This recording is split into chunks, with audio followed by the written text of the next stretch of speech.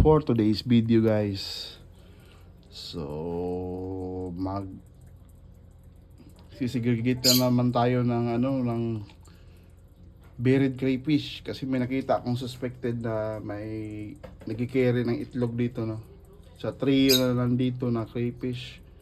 Kaya yan, mental conditioning, importante po yan. At saka yung plastic na yan na bago kong bili, binabad ko muna dyan ng mga almost 5 days na po yan siya dyan, para lang hindi yung may chemical kasi lang mga yan. Tapos nag water change ako konti, kaya binabad ko dyan.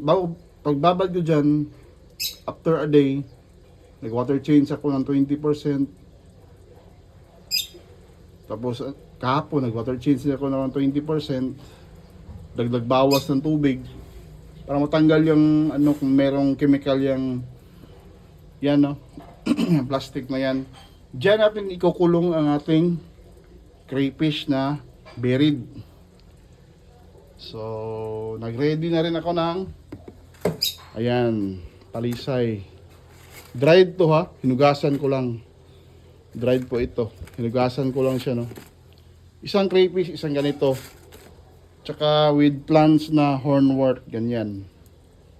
Ready natin yan para makita na natin yung yung buried.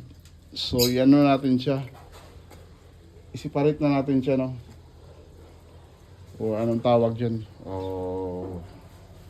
So check na natin, no, yung buried kung nandito ba. Ayan, kapya, check natin, ito ba yung buried. Yan, tingnan natin kung siya ba yung buried. Check natin, sana ikaw ang buried, no. Ops, hindi siya. Negative.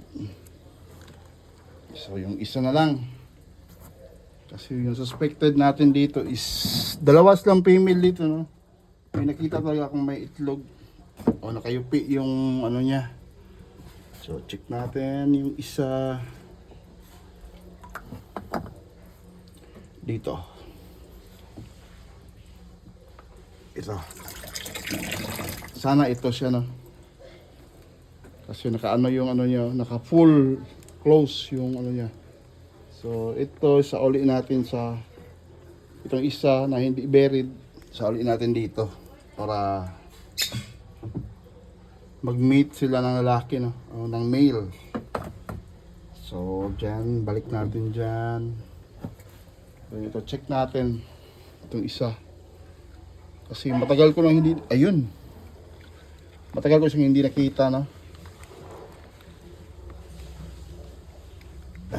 Check. Ayun, meron nga. Ayun, guys, nakita nyo, may itlog.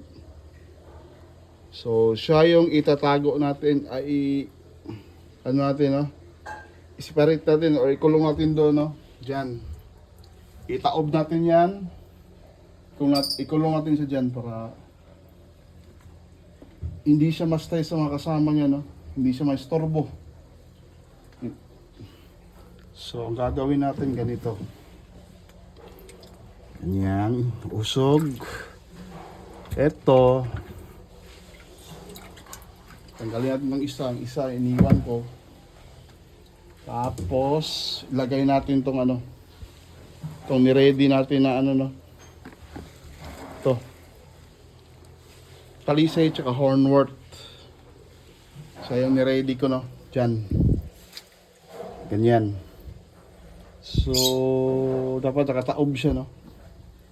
Tsaka itong, ayan, pumasok na talaga siya dyan para mag-hide siya, no. Tago ko dyan para ko na namin dyan para soon.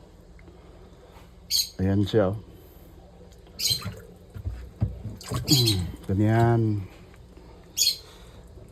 So dyan siya, no. Lagyan natin ng bato para hindi talaga siya makaalis. Ito yung lalaki natin, no. Yung tumakbo. So dyan na siya up to today is February 22. So, March 22, check natin siya ulit kung pwede ba siya ipagpag. Importante may pagkain siya dyan na matalisay at saka hornwort. Yun yung pinaka-importante dyan sa kanya, no? Si buried siya, kailangan nakaseparate siya.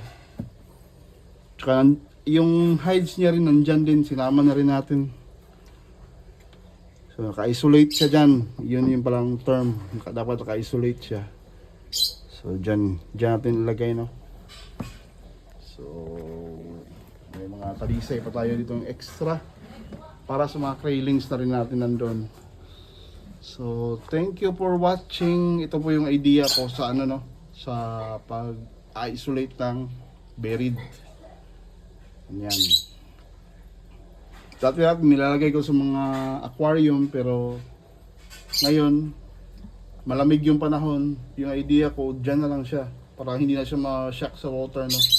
Kasi dyan na water siya galing. Tsaka yung ecosystem, dyan na rin, no?